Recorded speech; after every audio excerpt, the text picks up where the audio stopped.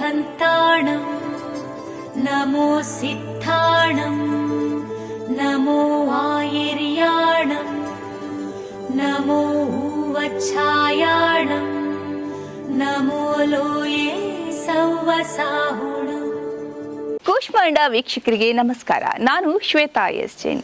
ಇವತ್ತಿನ ಕ್ಷೇತ್ರ ಮಹಿಮೆಯಲ್ಲಿ ನಾವು ರೆಂಜಾಳದ ಭಗವಾನ್ ಚಂದ್ರನಾಥ ಸ್ವಾಮಿಯ ಬಸದಿಯ ಪರಿಚಯವನ್ನ ನಿಮಗೆ ಮಾಡಲಿಕ್ಕಿದ್ದೇವೆ. ಅದರ ಬಗ್ಗೆ ಒಂದಷ್ಟು ಮಾಹಿತಿಯನ್ನ ನಿಮಗೆ ನೀಡ್ತೇವೆ, ಬನ್ನಿ. ಅಂತ ಜಗದ ಮರ್ಮ ಅಹಿಂಸ ಪರಮೋ ಧರ್ಮ ಸುಗುಣ ಸುಗುಣ ಸಿರಿಮಾಲಯ.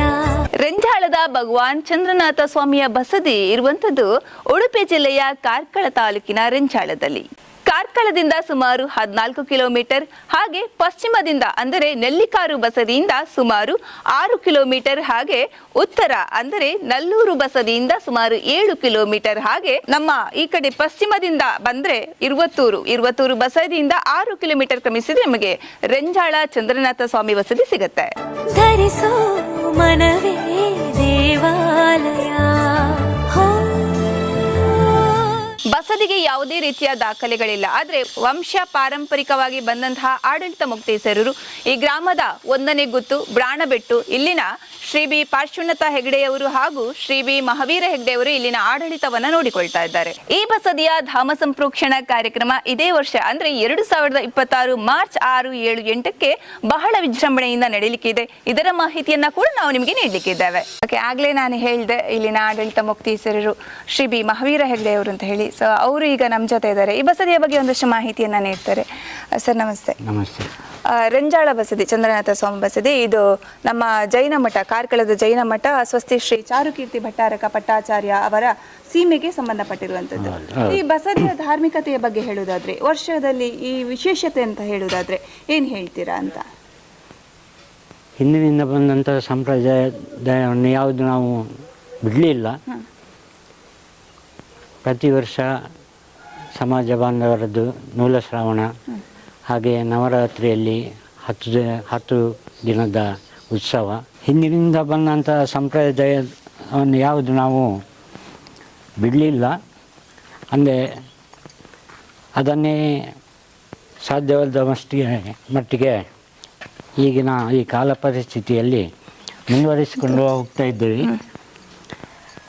ಪ್ರತಿ ವರ್ಷ ನೂಲ ಶ್ರಾವಣಕ್ಕೆ ಸಮಾಜದ ಬಾಂಧವರು ಇಲ್ಲಿ ಬಂದು ತಮ್ಮ ಧಾರ್ಮಿಕ ಶ್ರದ್ಧೆಯನ್ನು ನಡೆಸಿಕೊಂಡು ಹೋಗ್ತಾ ಇದ್ದಾರೆ. ಹಾಗೆಯೇ ನವರಾತ್ರಿ ಸಮಯದಲ್ಲಿ 10 ದಿನಗಳ ಕಾಲ ಪೂಜಾ ವಿಧಾನಗಳು ನಡೆಯುತ್ತದೆ. ಇಲ್ಲಿನ ಧಾರ್ಮಿಕತೆಯ ಬಗ್ಗೆ ಆಗಿರ್ಬೋದು ಅಥವಾ ಇಲ್ಲಿನ ಪೂಜಾ ವಿಧಿವಿಧಾನಗಳ ಬಗ್ಗೆ ಹೇಳಿದ್ರೆ, ಈಗ ಹೊಸದಾಗಿ ನಿರ್ಮಾಣ ಆಗ್ತಾ ಇರುವಂಥದ್ದು. ಸೊ ಈಗ ದೇವರು ಎಲ್ಲಿದ್ದಾರೆ ಅಂತ, ಸೊ ಇಲ್ಲಿ ನಾವು ದೇವರನ್ನ ದಿನನಿತ್ಯ ಪೂಜೆಗಳಾಗ್ತವೆ. ಗುರು ಹಿರಿಯರ ಆಶೀರ್ವಾದ ಮತ್ತು ನಮ್ಮ ಮಠಾಧೀಶರಾದ ಕಾರ್ಕಳದ ಸ್ವಾಮಿಗಳ ಹಾಗೂ ಕ್ಷೇತ್ರದ ಧರ್ಮಸ್ಥಳ ಕ್ಷೇತ್ರದ ಶ್ರೀ ಡಾ ವೀರೇಂದ್ರ ಹೆಗ್ಡೆಯವರ ಒಂದು ಮಾರ್ಗದರ್ಶನದಲ್ಲಿ ಮುಂದುವರಿಸಿಕೊಂಡು ಸಂಪನ್ನಗೊಳಿಸಬೇಕಾಗಿ ನಮ್ಮದು ಅಪೇಕ್ಷೆ. ಈ ಹಿಂದೆ ಅಂದರೆ ಈಗ ಧಾರ್ಮಿಕ ಸಂಪ್ರೋಕ್ಷಣಾ ಕಾರ್ಯಕ್ರಮ ನಡೀತದೆ. ಈ ಹಿಂದೆ ಯಾವಾಗ ಆಗಿತ್ತು ಅನ್ನುವಂಥದ್ದು ನೆನಪಿದೆಯಾ? ಸುಮಾರು ನಾನು ಈ ಬಗ್ಗೆ ನಡೆಸಿಕೊಂಡು ಬಂದಂತಹ ಒಂದು ಸುಮಾರು 42 ವರ್ಷದಲ್ಲಿ 2 ಬಾರಿ ನಾವು ಈ ಹಿಂದೆ ಸಣ್ಣ ರೀತಿಯಲ್ಲಿ ಧಾಮ ಸಂಪ್ರೋಕ್ಷಣೆಯನ್ನು ಮಾಡಿದ್ದೇವೆ. ಶಿಥಿಲಗೊಂಡಂಥ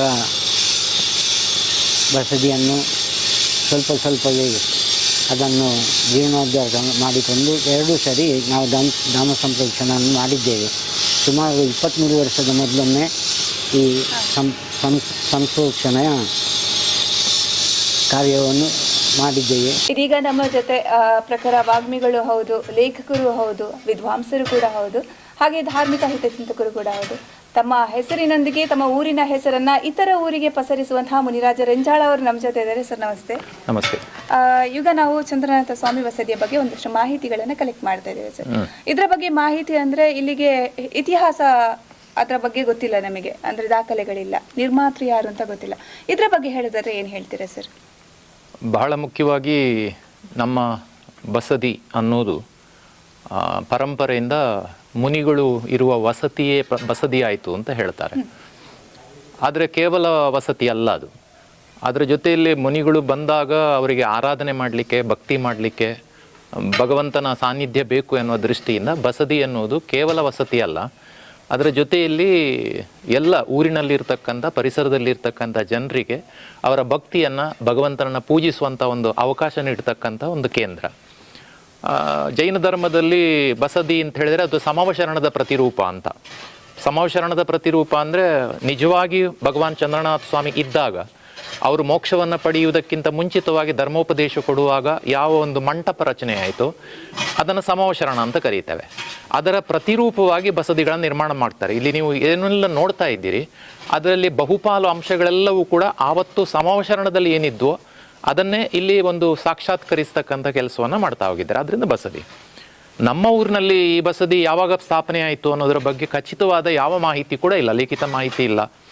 ಆದರೆ ಶ್ರವಣಬೆಳಗೊಳ ಶ್ರೀಗಳವರು ಇಲ್ಲಿಗೆ ಬಂದಾಗ ಇಲ್ಲಿ ಕ್ಷೇತ್ರಪಾಲನ ಸಾನ್ನಿಧ್ಯದಲ್ಲಿ ಆಚೆ ಈಚೆ 2 ಶಿಲಾಪಾದಗಳು, ಕಲ್ಲಿನಿಂದ ಗುರುಸಿರ್ತಕ್ಕಂಥ ಪಾದಗಳನ್ನು ನೋಡಿದಂಥ ಸಂದರ್ಭದಲ್ಲಿ ಅವರು ಹೇಳಿದರು, ಈ ಥರ ಶಿಲಾಪಾದಗಳನ್ನು ನಿರ್ಮಾಣ ಮಾಡ್ತಕ್ಕಂಥ ಕಾರ್ಯ 700-800 ವರ್ಷಗಳ ಹಿಂದೆ ಮಾಡ್ತಾಯಿದ್ರು, ಈಗ ಮಾಡ್ತಾ ಇಲ್ಲ ಅಂತ. ಆ ದೃಷ್ಟಿಯಿಂದ ಒಂದು 700-800 ವರ್ಷಗಳಷ್ಟು ಪ್ರಾಚೀನವಾದಂಥ ಬಸದಿ ಇದು ಅಂತ. ಅದಕ್ಕೆ ಇನ್ನೊಂದು ಒಳ್ಳೆಯ ಉದಾಹರಣೆ ಅಂದರೆ ಇಲ್ಲಿ ನಾವು ಗರ್ಭಗುಡಿಗೆ ಹೋದರೆ ನಾವೀಗ ಜೀರ್ಣೋದ್ಧಾರ ಮಾಡುವಾಗಲೂ ಕೂಡ ನಮಗೆ ಗರ್ಭಗುಡಿಯಲ್ಲಿ ಹೆಚ್ಚು ಜೀರ್ಣೋದ್ಧಾರ ಮಾಡಲಿಕ್ಕೆ ಸಿಕ್ಕಲಿಲ್ಲ. ಯಾಕೆ ಅಂದರೆ ಪೂರ್ತಿ ಕಲ್ಲಿನಿಂದಲೇ ನಿರ್ಮಾಣ ಮಾಡಿದ್ದಾರೆ, ಶಿಲಾಮಯವಾಗಿರ್ತಕ್ಕಂಥ ಗರ್ಭಗುಡಿಯನ್ನು ನಿರ್ಮಾಣ ಮಾಡಿದ್ದಾರೆ ನಮ್ಮ ಹಿರಿಯರು.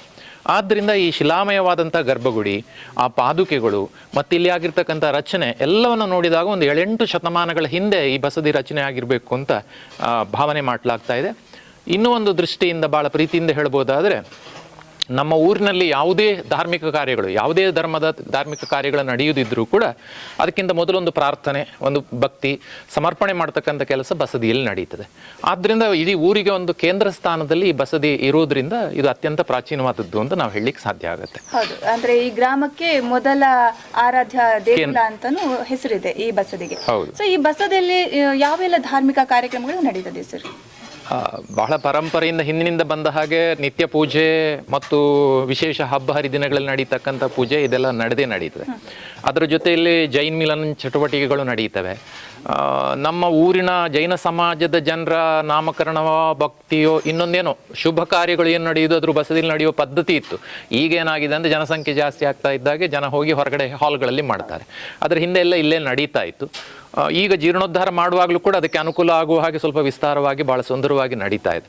ಇಲ್ಲಿ ಬಹಳ ಮುಖ್ಯವಾಗಿ ಆರಾಧಿಸಲ್ಪಡ್ತಕ್ಕಂಥದ್ದು 8ನೇ ತೀರ್ಥಂಕರರಾದಂಥ ಭಗವಾನ್ ಚಂದ್ರನಾಥ ಸ್ವಾಮಿ ಮತ್ತು ಮೇಗಿನ ನೆಲೆಯಲ್ಲಿರ್ತಕ್ಕಂಥದ್ದು ಭಗವಾನ್ ನೇಮಿನಾಥ ಸ್ವಾಮಿ. ಪ್ರತ್ಯೇಕವಾದಂತಹ ಮಂದಿರದಲ್ಲಿರುವುದು ಮಹಾಮಾತೆ ಪದ್ಮಾವತಿ ದೇವಿ. ಅದರ ಜೊತೆಯಲ್ಲಿ ಬ್ರಹ್ಮದೇವರು ಆರಾಧಿಸಲ್ಪಡ್ತಾರೆ, ಕ್ಷೇತ್ರಪಾಲನ ಸಾನ್ನಿಧ್ಯ ಇದೆ, ನಾಗದೇವರ ಸಾನ್ನಿಧ್ಯ ಇದೆ, ಕೆಳಗಡೆ ಕಲ್ಕುಡ ದೈವದ ಒಂದು ಸಾನ್ನಿಧ್ಯ ಕೂಡ ಇಲ್ಲಿದೆ. ಹೀಗೆ ಬೇರೆ ಬೇರೆ ಒಂದು ಭಾವನೆಗಳಿಗೆ, ನಂಬಿಕೆಗಳಿಗೆ ಅನುಗುಣವಾಗಿ ಎಲ್ಲ ರೀತಿಯ ಭಕ್ತಿ ಆರಾಧನೆಗಳು ಇಲ್ಲಿ ನಡೀತದೆ. ಸುಮಾರು 80ರಷ್ಟು ಮನೆಗಳಿರ್ತಕ್ಕಂಥ, ಜೈನರ ಮನೆಗಳಿರ್ತಕ್ಕಂಥ ಈ ಊರಿನಲ್ಲಿ ಇಂಥ ಒಂದು ಸುಂದರವಾದ ಬಸದಿ ಅನ್ನೋದು ಹಿಂದೆ ನಮ್ಮ ಹಿರಿಯರು ನಿರ್ಮಾಣ ಮಾಡಿದರು ಎನ್ನುವುದು ನಮಗೆ ಈಗಿನವರಿಗೆ ಭಾಳ ಸಂತೋಷ. ಯಾಕೆ ಅಂದರೆ ಬಹಳ ವೈಶಿಷ್ಟ್ಯ ಇಲ್ಲಿ. ದೊಡ್ಡದಾಗಿರ್ತಕ್ಕಂತಹ ಒಂದು ಕಲ್ಲಿನ ಬಂಡೆಯ ಮೇಲೆ ಬಸದಿ ಇರುವುದು ಇದು ಅಪರೂಪ ಅಂತ ಹೇಳೋದು. ಎಲ್ಲೂ ಇರುವುದಿಲ್ಲ, ನೆಲದಲ್ಲಿ ಇರ್ತದೆ. ಆದರೆ ಒಂದು ಕಲ್ಲಿನ ಬಂಡೆಯ ಮೇಲೆ, ವಿಶಾಲವಾದ ಕಲ್ಲಿನ ಬಂಡೆ ಮೇಲೆ ಇಷ್ಟು ದೊಡ್ಡ ಬಸದಿಯನ್ನು ನಮ್ಮ ಹಿರಿಯರು ನಿರ್ಮಾಣ ಮಾಡಿದ್ದಾರೆ.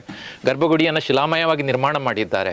ಮತ್ತು ಈ ಥರ ಎಲ್ಲ ಮಾಡಿದ್ದಾರೆ ಅಂದರೆ ಅದೊಂದು ಅವರ ಹಿರಿಯರ ದೊಡ್ಡ ಕೊಡುಗೆ ಅಂತ ನಾವು ಭಾವಿಸ್ತೇವೆ.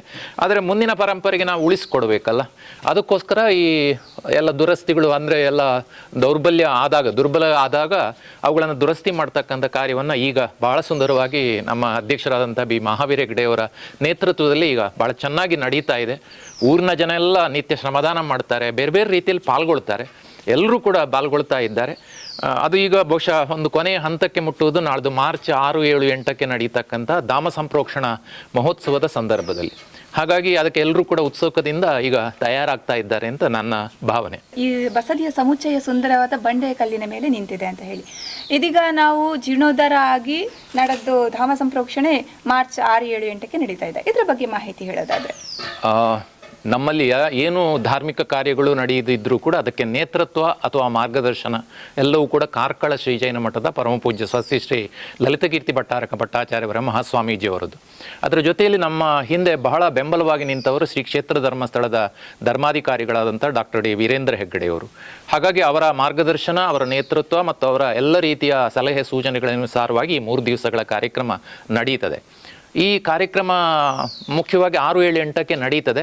ಗುರುಗಳು ನಮ್ಮ ಜೊತೆಯಲ್ಲಿ ಯಾವಾಗಲೂ ಇರ್ತಾರೆ. ಅದರ ಜೊತೆಯಲ್ಲಿ ವಿಶೇಷವಾಗಿ ಮೂಡುಬಿದ್ರೆ ಮಠದ ಸ್ವಾಮೀಜಿಯವರು ಮತ್ತು ನರಸಿಂಹರಾಜಪುರ ಮಠದ ಸ್ವಾಮೀಜಿಯವರು. ಯಾಕೆಂದರೆ ನಮ್ಮ ಊರಿಗೂ ನರಸಿಂಹರಾಜಪುರಕ್ಕೂ ಭಾಳ ಹತ್ತಿರದ ಸಂಬಂಧ ಇದೆ. ನಮ್ಮ ಹಿಂದಿನ ನರಸಿಂಹರಾಜಪುರದ ಪೀಠಾಧೀಶರು ಅದು ನಮ್ಮ ಊರಿನಲ್ಲಿ ಜನಿಸಿದ ಗುರುಗಳು. ಹಾಗಾಗಿ ಆ ಸಂಬಂಧದಿಂದ ನರಸಿಂಹರಾಜಪುರದ ಸ್ವಾಮೀಜಿಯವರು ಇಲ್ಲಿಗೆ ಆಗಮಿಸ್ತಾರೆ. 3 ದಿವಸ ಕಾರ್ಯಕ್ರಮ ನಡೀತದೆ. ಅದರ ಜೊತೆಗೆ ಬಹಳ ಮುಖ್ಯವಾಗಿ ಇದು ಪಂಚಕಲ್ಯಾಣ ಅಲ್ಲ. ಯಾಕೆ ಪಂಚಕಲ್ಯಾಣ ಅಲ್ಲ ಅಂದರೆ, ಹೊಸ ಬಿಂಬವನ್ನು ಸ್ಥಾಪನೆ ಮಾಡುವಾಗ ಮಾತ್ರ ಪಂಚಕಲ್ಯಾಣ ನಡೆಯುವುದು. ಈಗ ಧಾಮ ಅಂದರೆ ಈ ಬಸದಿಯನ್ನು ಶುದ್ಧೀಕರಿಸಿ ಹಿಂದಿನ ಬಿಂಬಗಳನ್ನೇ ಮತ್ತೆ ಪುನರ್ ಪ್ರತಿಷ್ಠೆ ಮಾಡ್ತಕ್ಕಂಥ ಕಾರ್ಯಕ್ರಮ 3 ದಿವಸಗಳ ಪರ್ಯಂತ ಪ್ರತಿಷ್ಠಾಚಾರ್ಯರಾದಂಥ ವರ್ಧಮಾನ ಇಂದ್ರರ ನೇತೃತ್ವದಲ್ಲಿ ದೊಡ್ಡ ಪೌರೋಹಿತ್ಯ ನಡೆತಕ್ಕಂಥ ಪುರೋಹಿತರ ಗಡಣದ ಜೊತೆಯಲ್ಲಿ ಈ ಕಾರ್ಯಕ್ರಮ ನಡೆಯುತ್ತದೆ. 3 ದಿವಸ ಸಭಾ ಕಾರ್ಯಕ್ರಮ ಕೂಡ ಇದೆ. ನಮಗೆ ಸರ್ಕಾರದಿಂದ ವಿಶೇಷವಾದ ಅನುದಾನಗಳು ಕೂಡ ಸಿಕ್ಕಿರೋದ್ರಿಂದ ನಮ್ಮ ಶಾಸಕರು ಇರ್ತಾರೆ. ಕೆ ಅಭಯಚಂದ್ರ ಜೈನ್ ಅವರು ನಮ್ಮ ಜೊತೆಯಲ್ಲಿ ಇರ್ತಾರೆ. ಪೂಜ್ಯ ಹೆಗ್ಗಡೆಯವರು ಕೂಡ 8ನೇ ತಾರೀಕು ಇಲ್ಲಿಗೆ ಆಗಮಿಸುವವರಿದ್ದಾರೆ. ಅವರ ವತಿಯಿಂದ ಇಲ್ಲಿ ಪೂಜಾ ಕಾರ್ಯಕ್ರಮಗಳು ಕೂಡ 3ನೇ ದಿವಸ ನಡೆಯುತ್ತದೆ. ಮೊದಲ ದಿವಸ ಈ ಒಂದು ಬಸದಿಯ ಜೀರ್ಣೋದ್ಧಾರಕ್ಕೆ ಮತ್ತು ಈ ಹಿಂದಿನಿಂದ ಆನುವಂಶಿಕವಾಗಿ ಮುಕ್ತೇಶ್ವರರಾಗಿರ್ತಕ್ಕಂಥ ಬ್ರಾಣಬೆಟ್ಟಿನ ಶ್ರೀ ಬಿ ಪಾರ್ಶ್ವನಾಥ ಹೆಗ್ಗಡೆಯವರು, ಅಂದರೆ ಅವರು ಕೆ ಬಿ ಜಿನರಾಜ್ ಹೆಗ್ಡೆ ಅವರ ಹಿರಿಯ ಪುತ್ರ, ಅವರ ಎಲ್ಲ ಮನೆಯವರೆಲ್ಲ ಸೇರಿಕೊಂಡು ಮೊದಲ ದಿವಸದ ಪೂಜೆ ಮಾಡ್ತಾ ಇದ್ದಾರೆ. 2ನೇ ದಿವಸ ನಮ್ಮ ಊರಿನ ಬೇರೆ ಬೇರೆ ಧಾರ್ಮಿಕ ಶ್ರದ್ಧೆ ಇರತಕ್ಕಂಥ ಬಂಧುಗಳು ಸೇವಾಕರ್ತೃಗಳಾಗಿ ಪೂಜೆ ನಡೆಸ್ತಾ ಇದ್ದಾರೆ. 3ನೇ ದಿವಸ ಹೆಗ್ಗಡೆಯವರ ಪೂಜೆ ನಡೀತಾ ಇದೆ. ಮೊದಲ ದಿವಸ ಕಾವ್ಯವಾಚನ ಪ್ರವಚನ ಕಾರ್ಯಕ್ರಮ ನಡೀತದೆ ಸಾಂಸ್ಕೃತಿಕ ಕಾರ್ಯಕ್ರಮವಾಗಿ. 2ನೇ ದಿವಸ ಪೂರ್ತಿಯಾಗಿ ನಮ್ಮ ಊರಿನ ಜೈನ ಬಾಂಧವರು ಸಾಂಸ್ಕೃತಿಕ ಕಾರ್ಯಕ್ರಮ ನಡೆಸ್ಕೊಡ್ತಾರೆ. 3ನೇ ದಿವಸ ಯಕ್ಷಗಾನ ಕಾರ್ಯಕ್ರಮ, ಕಮಟೋಪಸರ್ಗ ವಿಜಯಿ ಅಂತಕ್ಕಂಥ ಯಕ್ಷಗಾನ ಕಾರ್ಯಕ್ರಮ ಇದೆ. ಹೀಗೆ ವೈವಿಧ್ಯಮಯವಾಗಿ ನಡೀತಾ ಇದೆ. ಅದರ ಜೊತೆಯಲ್ಲಿ ಬಂದಿರತಕ್ಕಂತಹ ಎಲ್ಲ ಬಂಧುಗಳಿಗೂ ಕೂಡ ಊಟೋಪಚಾರಕ್ಕೆ ವ್ಯವಸ್ಥೆಗಳ ಸಿದ್ಧತೆ ಆಗ್ತಾ ಇದೆ, ಪ್ರಚಾರದ ವ್ಯವಸ್ಥೆ ಆಗ್ತಾ ಇದೆ. ಊರನ್ನು ಅಲಂಕರಿಸ್ತಕ್ಕಂತಹ ಸಂಭ್ರಮದ ಸಡಗರ ಪ್ರಾರಂಭ ಆಗಿದೆ ಈಗಾಗಲೇ. ಹೀಗೆ ಬೇರೆ ಬೇರೆ ಸಮಿತಿಗಳು ಇದ್ದಾವೆ. ಆ ಸಮಿತಿಗಳಲ್ಲಿ ನಮ್ಮ ಊರಿನ ಎಲ್ಲ ಮನೆಯವರು ಕೂಡ ಸೇರಿಕೊಂಡು ಬೇರೆ ಬೇರೆ ರೀತಿಯ ಕೆಲಸಗಳನ್ನು ಹಂಚಿಕೊಂಡು ಭಾಳ ಒಳ್ಳೆಯ ಮನಸ್ಸಿನಿಂದ ಕೆಲಸ ಮಾಡ್ತಾ ಇದ್ದಾರೆ. ಹಾಗಾಗಿ ಇಲ್ಲಿ ಒಬ್ಬರು ಇಬ್ಬರು ಎನ್ನುವ ಪ್ರಶ್ನೆ ಇಲ್ಲ.